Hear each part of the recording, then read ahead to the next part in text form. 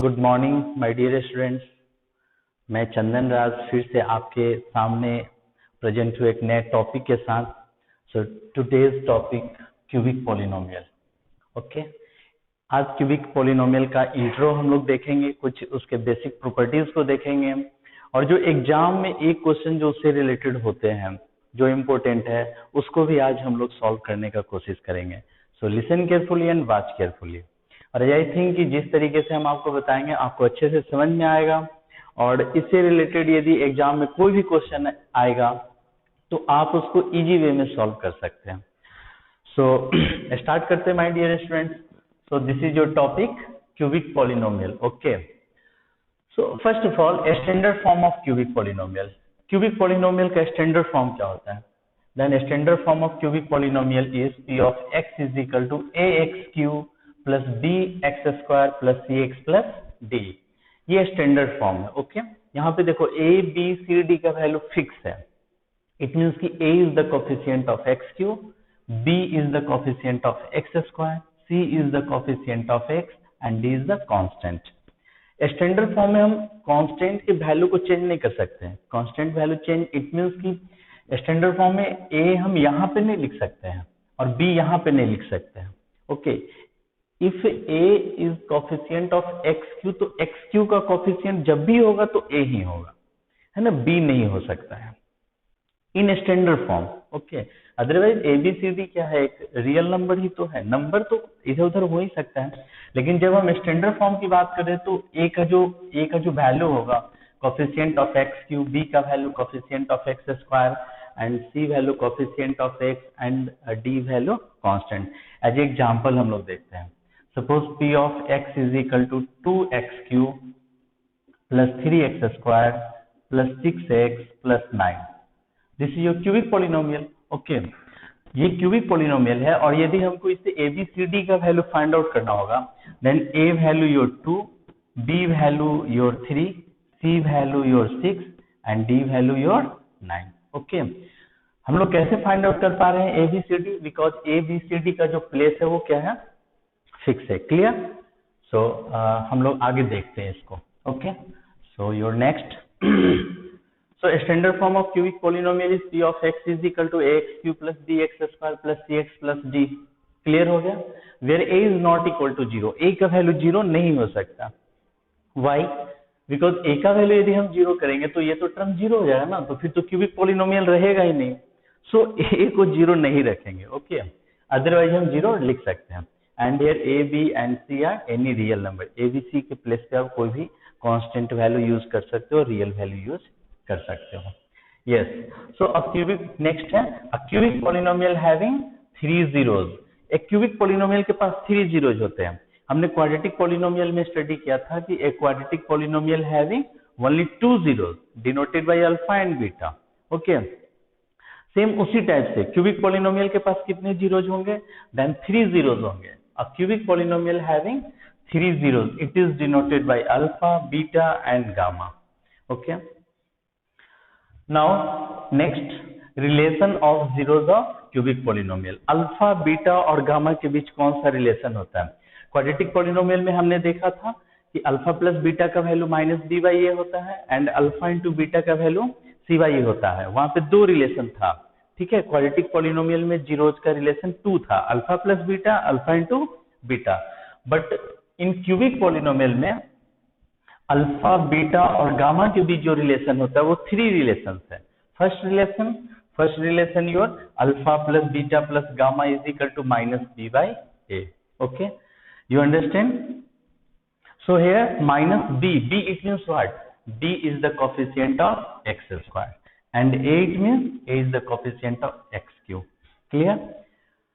ये find out हो जाएगा इस टाइप से वैल्यू आपका alpha plus beta plus gamma का। Second relation alpha into beta plus beta into gamma plus gamma into alpha is equal to C by A. See it means here C is the coefficient of X, C is the coefficient of X and A is coefficient of X cube. Now third relation your alpha into beta into gamma, तीनों zeros का product है यहाँ पे, alpha into beta into gamma minus D by A. Here D your constant term, this is your constant and A coefficient of X cube. Okay, तो relation of zeros of cubic polynomial, तीन relation हो गए आपके। ये तीनों relation के help से हम कोई भी क्यूबिक पॉलिनोमियल फाइंड आउट कर सकते हैं। Okay, then your next topic, next है आपका when given zeros of cubic polynomial. यदि जीरोस दे रखा है क्यूबिक पॉलिनोमियल का, इट मींस कि when given the value of alpha, beta and gamma, then we can find cubic polynomial. Okay, how?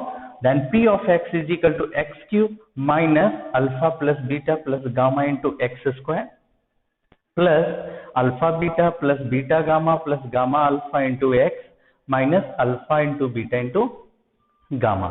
तो आपके जो जीरोस दे रखे होंगे वो अलग अलग भी दे सकते हैं। सपोज इस टाइप से हो सकता है कि अल्फा का वैल्यू 4 हो गया, बीटा वैल्यू 3 हो गया एंड गामा वैल्यू 6 हो गया। देन अल्फा बीटा गामा के हेल्प से आपको क्यूबिक पॉलिनोमियल फाइंड आउट करना है। देन सो इजी, इस फॉर्मूला पे हम अल्फा बीटा गामा के जगह पे वो सारे वैल्यू को पुट कर देंगे, then we can find cubic polynomial. Otherwise इस फॉर्म में भी दे रखा हो सकता है कि suppose alpha plus beta plus gamma is equal to कोई वैल्यू दे रखा है। नाउ इस फॉर्म में alpha into beta plus beta gamma plus gamma alpha का कुछ वैल्यू दे रखा होगा and alpha into beta into gamma का कुछ वैल्यू दे रखा होगा। तो डायरेक्ट हम इसमें पुट करेंगे और फिर क्यूबिक पॉलिनोमियल हम लोग फाइंड आउट कर लेंगे। तो ये जो कॉन्सेप्ट अभी माय डियर स्टूडेंट्स जो हमने आपको बताया ये ऑब्जेक्टिव में काम करेगा।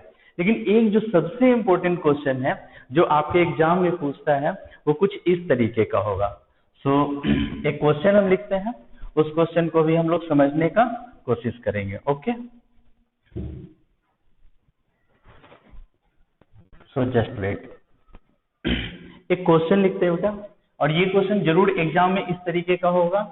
सबका जो मेथड होगा वो एक ही टाइप का है, समझने का तरीका एक ही है, बस आप इस कॉन्सेप्ट को अच्छे ढंग से समझेंगे। ओके बेटा, एक चीज समझ में आना चाहिए कि जब भी हम कोई भी प्रॉब्लम सॉल्व करते हैं ग्रुप सी या ग्रुप डी का, तो आप कितने अच्छे से स्टेप्स को लिखते हो, यानी कि आपके पास कॉन्सेप्ट कितने अच्छे हैं, क्योंकि बोर्ड में हमको स्टेप मार्किंग मिलता है, तो इस बात पे भी ध्यान देना चाहिए। सो एक क्वेश्चन लिखते फिर हम लोग समझते हैं।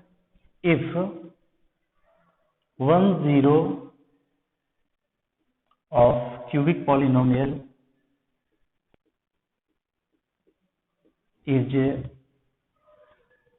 cubic polynomial x cube plus 5x square minus 9x minus 45 is minus 5, then find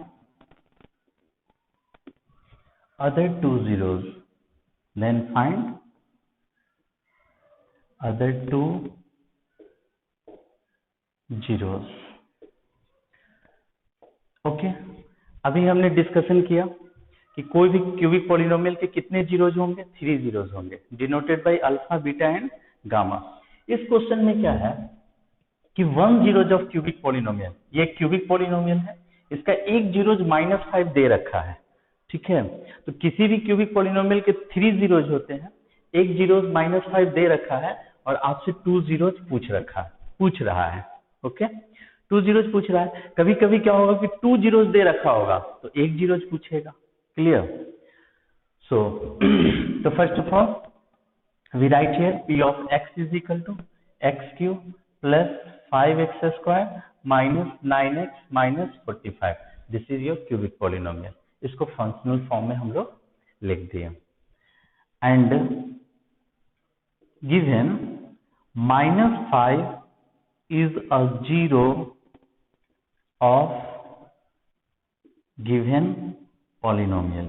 ये दे रखा है कि -5 क्या है, इस पॉलिनोमियल का जीरोज है। तो देखो यदि यहाँ पे -5 है, यदि किसी का जीरोज -a है, ओके, देन उसका जो एक फैक्टर बनेगा वो x प्लस a बनेगा।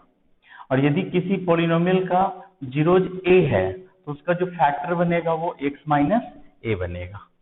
क्लियर? यदि किसी पॉलिनोमियल का जीरोज निगेटिव में है तो उसका फैक्टर कुछ इस तरीके का बनेगा, x plus a, minus a है तो x plus a।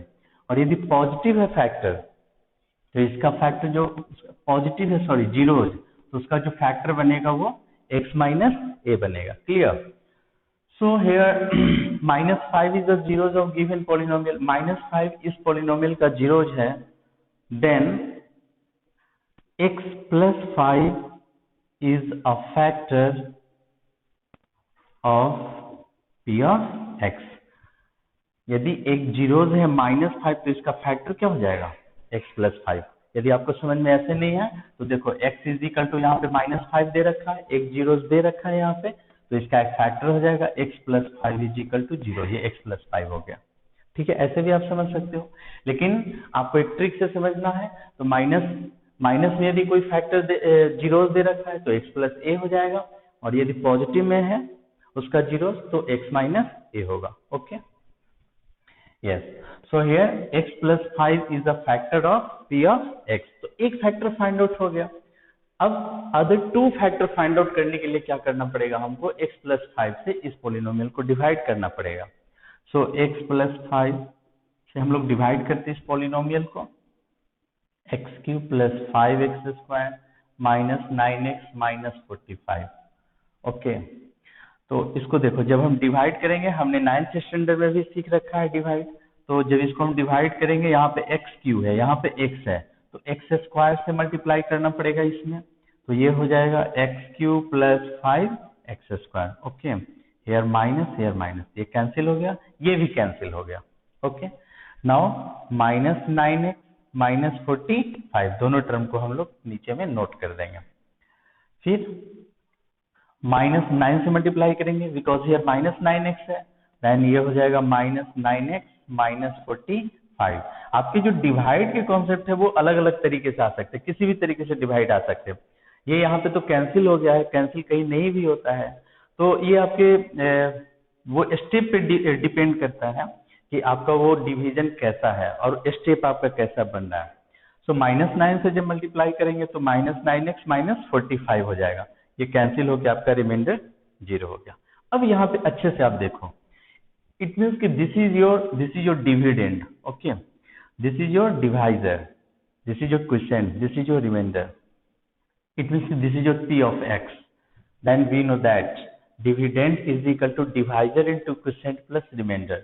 So p of x is equal to divisor into quotient x plus 5 into X square minus 9 plus remainder क्या है 0, तो 0 नहीं लिखते यहाँ पे।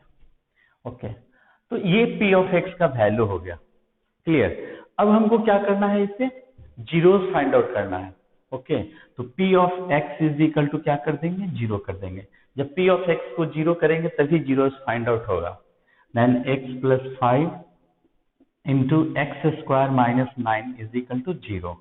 So x plus 5 is equal to 0, then x is equal to minus 5, and x square minus 9 is equal to 0. So x square is equal to 9, then x is equal to plus minus root under 9. Okay, then x is equal to plus minus 3. So here x is equal to plus 3, it means 3 or minus 3. Therefore x is equal to minus 5, 3 and -3।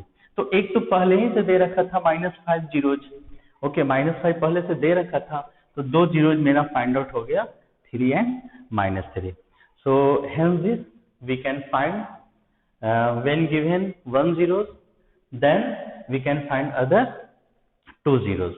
सबसे main जो बच्चे concept है, इसको आप अच्छे ढंग से इसको फर्स्ट वीडियो करके आप इसको समझेंगे और इस कॉन्सेप्ट को समझेंगे, और फिर नेक्स्ट टॉपिक में हम लोग नेक्स्ट कॉन्सेप्ट के साथ मिलेंगे। तब तक धन्यवाद, बाय, गुड डे।